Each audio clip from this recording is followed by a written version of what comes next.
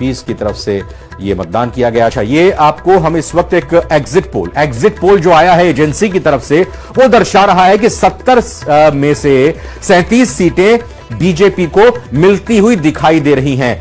आम आदमी पार्टी को 33 सीटें मिलती हुई दिखाई दे रही हैं। बहुमत का आंकड़ा, जादुई आंकड़ा, आप मानिए 36 का होता है। और ये जो एजेंसी के जरिए जो एग्जिट पोल सबसे पहले सबसे तेज निकलकर सामने आ रहा है, ये बता रहे हैं एग्जिट पोल है, एग्जैक्ट पोल नहीं है। और बीजेपी को 37 सीटें, यानी बीजेपी इस एग्जिट पोल के लिहाज से 37 सीटें लाती हुई दिखाई दे रही है। कांग्रेस का इस बार भी खाता नहीं खुलता हुआ दिखाई दे रहा है दिल्ली में। जी हां, तो कांटे का मुकाबला, कांटे की टक्कर बीजेपी और आम आदमी पार्टी में कही जा रही थी। कहा यह भी जा रहा था कि इस बार हो सकता है कांग्रेस की तरफ से खाता खुल जाए, लेकिन अभी तो नतीजा जब आएगा 8 तारीख को, असली तस्वीर तो तभी साफ होगी। एग्जैक्ट जो पोल हुआ है उसका रिजल्ट तो तभी आएगा। लेकिन ये इस बीच जो आप तस्वीर देख रहे हैं, एजेंसी का जो एग्जिट पोल हुआ है उसमें बीजेपी 37 सीटें हासिल करती हुई दिखाई दे रही है। बीजेपी को 37 सीटें से एजेंसी की तरफ से दी गई है। मेट्राइज एजेंसी ने 37 सीटें कहा है बीजेपी को आज इस मतदान के बाद मिलती हुई दिखाई दे रही है। यानी कि बीजेपी की वापसी इस एग्जिट पोल के जरिए अगर हम माने तो हो सकती है। आज मतदान संपन्न हुआ, बारी 8 तारीख की है, इंतजार 8 तारीख का है, लेकिन इससे पहले एग्जिट पोल भी आने शुरू हुए हैं। इन एग्जिट पोल के जरिए अब यह तस्वीर बताई जा रही है कि 70 में से कितनी सीटें किसको मिलती हुई दिखाई दे रही हैं। 33 सीटें, 33 आम आदमी पार्टी को सीटें जाती हुई दिखाई दे रही है। वहीं बीजेपी 37 सीटों में आता हुआ दिखाई दे रहा है। स्टैंड बाई हूं मैं जी। तो इसके साथ ही ये 37 सीटें इस वक्त बीजेपी की आप देख सकते हैं, जहां पर एक तरह से कहा जाए कि लंबे समय के बाद, लंबे वक्त के बाद बीजेपी को ये 37 सीटें यहां पर मिलती हुई दिखाई दे रही हैं, जो कि बहुमत के आंकड़े को क्रॉस कर रही हैं। और ये एग्जिट पोल है, हम बार बार कह रहे हैं ये एग्जिट पोल है, ये एग्जैक्ट पोल नहीं है, एग्जैक्ट पोल नहीं है। और एग्जैक्ट काउंटिंग का नतीजा तो 8 तारीख को आएगा।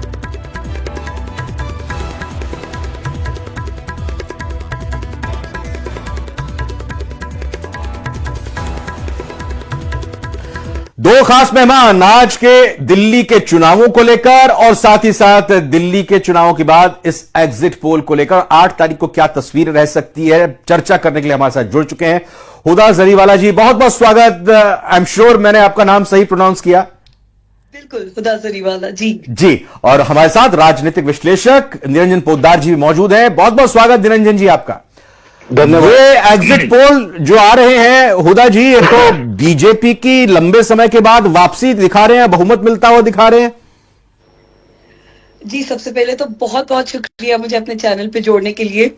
पूरे दिन भर ग्राउंड पे रह के तमाम जगहों पे कई सारी विधानसभाओं का जायजा लेके मैं एटलीस्ट फॉर वन ये सेफली कह सकती हूँ, जैसे कि आपने खुद भी फरमाया कि ये एग्जिट पोल जरा भी एग्जैक्ट पोल्स नहीं है, दूर दूर तक इनफैक्ट नहीं है। Because at the end of the day आम आदमी पार्टी ने बहुत टाइम से ग्राउंड पे काम किया है। उनके पास 10 साल के गिनवाने के लिए काम है, जबकि बीजेपी को आपने देखा बिल्कुल कुछ ही टाइम में हाल फिलहाल में एक्टिव हुई थी। उनके पास ना तो कोई सीएम फेस है, ना कोई मैनिफेस्टो है, ना गिनाने के लिए कोई नीतियां हैं। जबकि ऑन दी अदर हैंड आम आदमी पार्टी ने अपने इतने सालों के काम तो गिनाए, मजीद और कामों में जो बढ़ोतरी की है, मजीद और जनता का भरोसा, प्यार और विश्वास उन्होंने जीता है।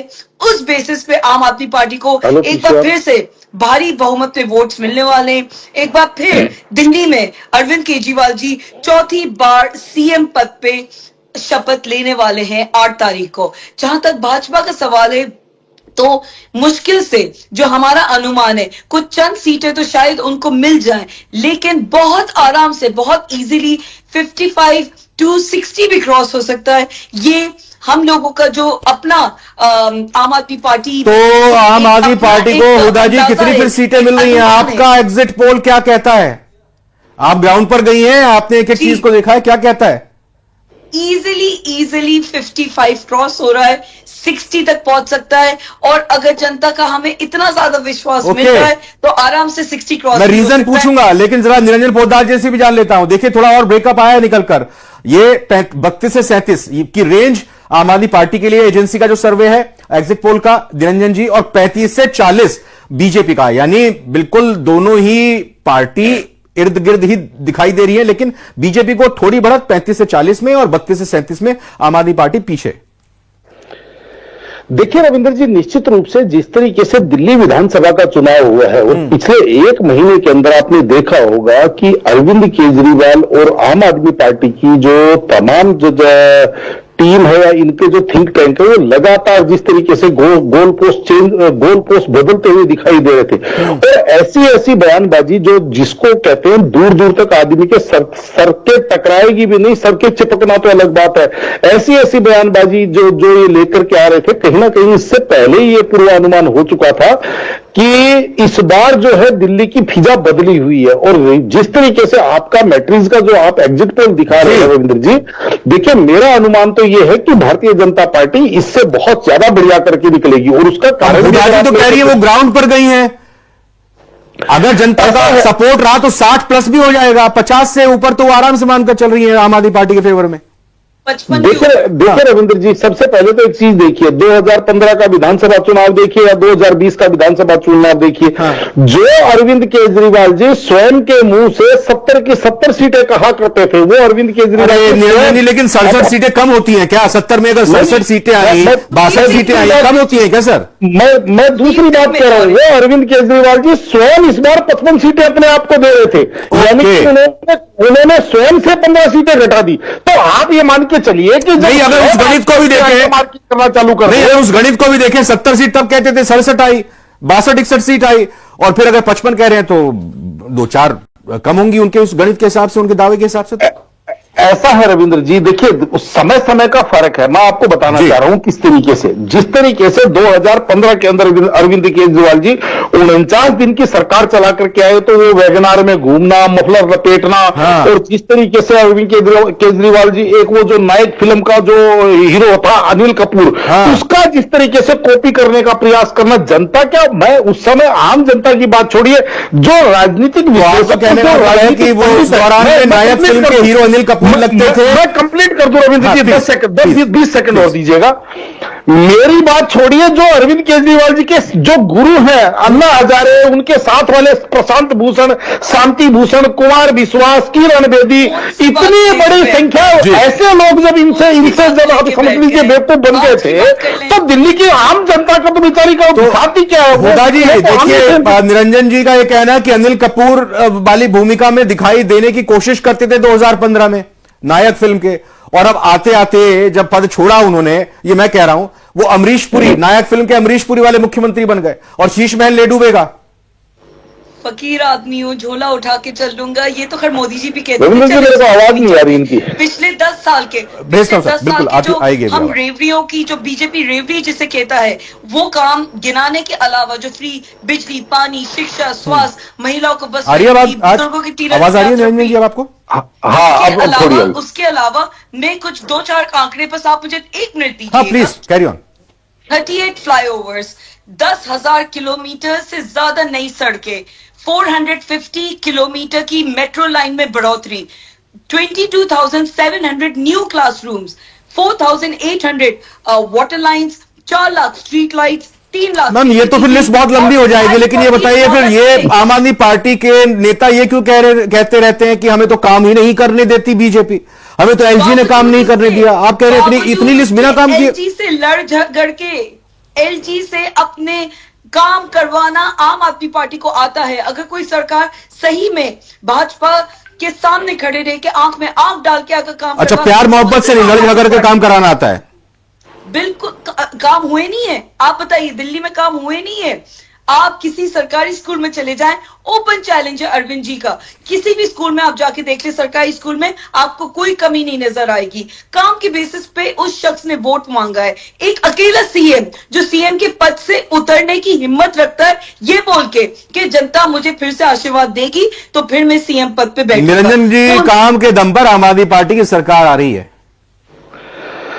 देखिए रविंद्र जी, हाथ टंडन को आज सीखा, पढ़े लिखे को फारसी क्या। आपके सामने 3 दिन बाद में 8 तारीख को सारे के सारे परिणाम आपके सामने आ जाएंगे। उसके बाद में इनसे निवेदन है, बल्कि ये जो बैठी हुई है मोहतरमा और इनकी जो पार्टी, उनसे निवेदन है कि जिस तरीके से आज दिल्ली पुलिस को ये गुंडा कह रही थी, जिस तरीके से दिल्ली पुलिस को भारतीय जनता पार्टी की एजेंट बता रही थी, उसके बाद में चुनाव आयोग और ईवीएम के ऊपर जाना भी इनका बाकी है। अभी तो रविंद्र जी, अभी तो ये शुरुआत है। आपको मैं एक चीज बताना चाह रहा हूं, साफ पैसे कौन पैसे बांट रहा है रविंद्र जी?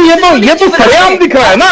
तो आज अब आतिशी का पीए जब 5 लाख रुपए के साथ पकड़ा गया, उसकी कोई चर्चा नहीं कर रही है ये, और ये हर किसी को पकड़ करके ये गुंडा वो गुंडा।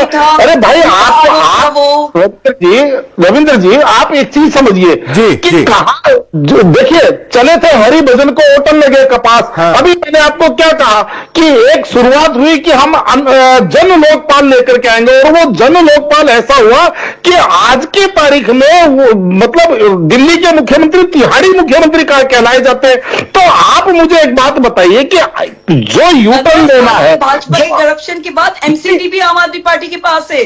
तो नहीं, अगर तिहाड़ी मुख्यमंत्री के जमानत तो मिल गई ना फिर। नहीं, देखिए जमानत मिलना कोई निर्दोष होना नहीं है। ओके, जमानत मिलना, जमानत तो लोकसभा चुनाव के हुदा जी एक सवाल जो निरंजन जी ने रखा, 27 साल का बनवास अभी भी खत्म नहीं हो रहा है। हुदा जी एक जो सवाल उठाया कि भाई 8 तारीख को तो अभी ईवीएम का रोना भी रोया जाएगा, और अभी इससे पहले वोटर लिस्ट में गड़बड़ी का रोना भी रोया जा चुका है, तो भूमिका पृष्ठभूमि तैयार कर ली है क्या आम आदमी पार्टी ने? उसकी कोई जरूरत इसलिए नहीं पड़ेगी क्योंकि हमें पूरा यकीन है कि मुकम्मल तौर पे आम आदमी पार्टी को बहुत भारी बहुमत से जनता जिताने वाली है।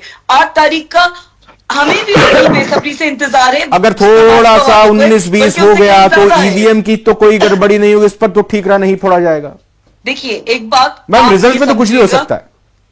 आप एक बात ये समझिएगा, पिछले कुछ टाइम में आपने देखा कि किस तरीके से हमारे नेताओं को झूठे आरोप, झूठे केसेस, फेक एलिगेशंस लगा के, जिसका आज तक ट्रायल शुरू नहीं हुआ है, 1 रुपए का भ्रष्टाचार साबित नहीं कर पाई है ना ईडी ना सीबीआई। इतना मुश्किल होता है ईडी के केस में बेल मिलना, क्योंकि हम जानते हैं जो बर्डन ऑफ प्रूफ है वो अक्यूज्ड के ऊपर होता है। बावजूद उसके सुप्रीम कोर्ट से बाइज्जत बेल तमाम के तमाम नेता, चाहे वो अरविंद जी हो, मनीष जी हो, संजय जी हो, डॉक्टर सत्येंद्र जैन जी हो, सबको मतलब आपका यही कहना है कि शराब घोटाला था ही नहीं?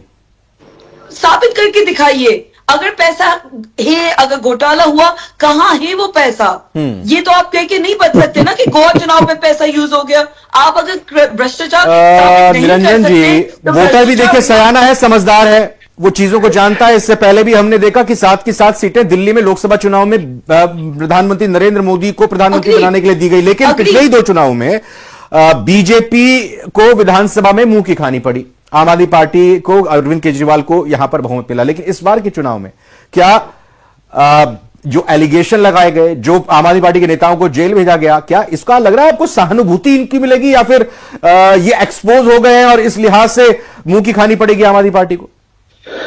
देखिए रविंद्र जी, दो तीन बातें कहूंगा और निवेदन करूंगा, इनको बोलिए व्यवधान ना करेंगे। देखिए जिस तरीके से ये बात कह रही है, जब इनके नेता जब जेल में थे और 18-18, 20-20 महीने, 22-22 महीने तक जब कोर्टों ने जमानत नहीं दी, तब तो ये कह रहे थे कि जो इनके ऊपर जो कानून लगाए गए हैं उन धाराओं के अंदर जमानत होती ही नहीं है। आज ये उसी जमानत को कह रहे कि नहीं, कभी ये कहते हैं लोकतंत्र खत्म है, तानाशाही होगी, कभी कहते हैं कि नहीं प्रजातंत्र तो कायम है। तो आप एक निर्णय कर लीजिए। दूसरी बात देखिए, घोटाला क्या हुआ नहीं हुआ आज के आज तो साबित होगा नहीं। अब आप अगर एक चारा घोटाले की बात करें रविंद्र जी, 2005-6 का घोटाला 2014 में जाके लालू यादव कन्विक्ट हुए थे, तो क्या वो 8 साल तक अपने आप को ईमानदारी कहते रहे थे ना? तो इसी तरीके से हुदा जी अब आप इसका जवाब दीजिएगा, लेकिन मैं यहां पर आप दोनों ही राजनीतिक विश्लेषकों से कांग्रेस के इस प्रदर्शन को लेकर जो एग्जिट पोल में दिखाई दे रहा है 0 से 1, इस पर भी एक टिप्पणी चाहूंगा। मैं पहले बस उस बात का बस एक लाइन में जवाब दे देती हूं कि जब भ्रष्टाचार लगा था, अजित पवार, सुवेंदु अधिकारी, नवीन जिंदल, बहुत एक लंबी लिस्ट है, तब तो भाजपा ही भ्रष्टाचार का आरोप लगा के फिर वही अपनी वॉशिंग मशीन में धो के उन नेताओं को अपने साथ शामिल कर लेती है। अच्छा रविंद्र जी, एक प्रश्न का मेरे को जवाब दिलवा दीजिए, मैं उनकी बात मान। अच्छा, काउंटर सवाल आ रहे हैं, काउंटर सवाल हुदा जी, काउंटर सवाल, हाँ बोलिए। नहीं, एक प्रश्न का जवाब दिलवा दीजिए। 2015 का विधानसभा चुनाव जब अरविंद केजरीवाल जी दिल्ली के अंदर 70 सीटों पे लड़ने के लिए गए तो उन्होंने कहा कि हमारे पास चुनाव लड़ने के लिए पैसा नहीं है, जनता से उन्होंने फंड मांगा और उन्होंने जिस तरीके से चाय के लिए 5,000 रुपए फंड रेजिंग करवाया, मेरे साथ लंच करने के 25,000 रुपए, और जिस तरीके से, एक मिनट रविंद्र जी, उन्होंने कहा कि जिसके पास 100 रुपए है वो 100 रुपए दो, जिसके पास 1,000 रुपए है वो 1,000 रुपए दो। यानी कि 15 के अंदर विधानसभा चुनाव लड़ने के लिए तो इनके पास पैसा नहीं था। उसके बाद में 17 का एमसीडी चुनाव इन्होंने लड़ दिया, 19 का लोकसभा चुनाव लड़ लिया, उसके बाद में इन्होंने गोवा चुनाव लड़ लिया, इन्होंने गुजरात चुनाव लड़ लिया, इन्होंने उत्तराखंड चुनाव लड़ लिया, इन्होंने 2020 का विधानसभा चुनाव लड़ लिया। उसके बाद में इन्होंने फंड रेजिंग स्कीम नहीं चलाई, तो वो इनको धन वृक्ष कहां से मिल गया ये तो बताइए।